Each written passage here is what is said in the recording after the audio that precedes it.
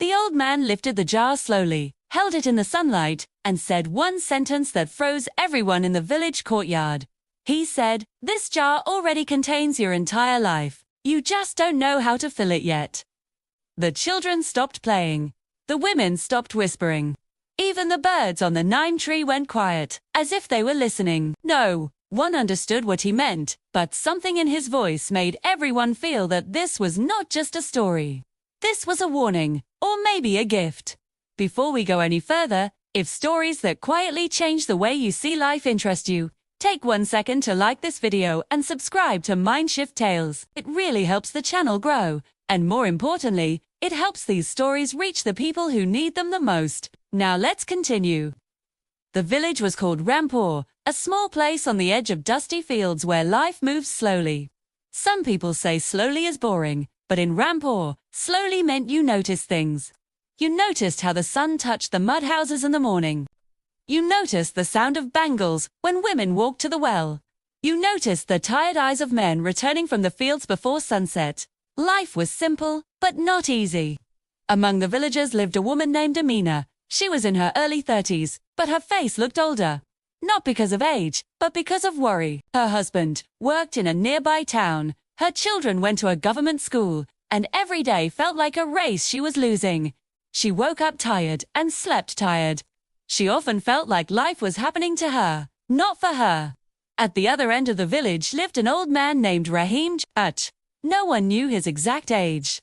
Some said he was 70, some said 92. He had no children, no big house, no land worth talking about. But people respected him because he listened more than he spoke, and when he spoke, his words stayed with you.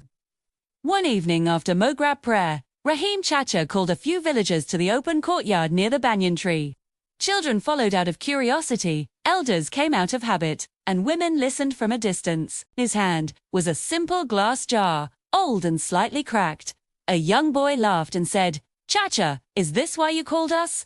For an empty jar, Rahim Chacha smiled. "Yes," he said softly, "an empty jar is the best teacher." He placed the jar on the ground and took out a handful of large stones. One by one, he put them into the jar until it was full. He asked, "Is this jar full?" Everyone nodded. Yes. Then, he took out a bag of small pebbles and poured them in. The pebbles slipped into the gaps between the stones. He shook the jar gently.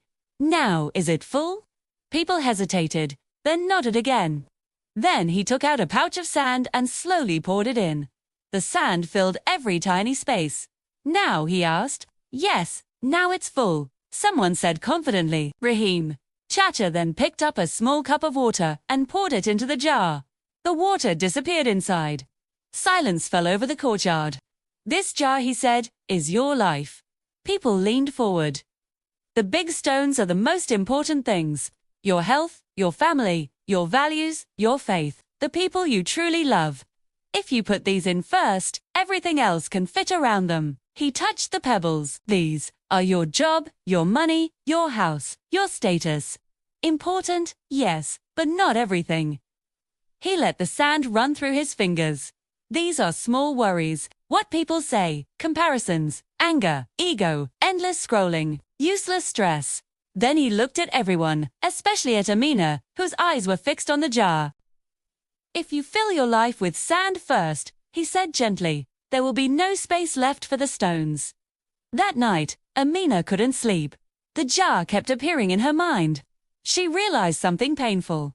Her life was full, but full of sand. Endless worrying. Comparing her life to others, chasing things she didn't even want. She was busy, but not fulfilled. The next morning, she watched her children getting ready for school. Usually, she rushed them. That day, she sat with them and listened. Really listened. For the first time in a long time, she felt calm. Days passed, and slowly, Amina started changing small things. She woke up 10 minutes earlier, not to work, but to sit quietly. She stopped arguing over small things.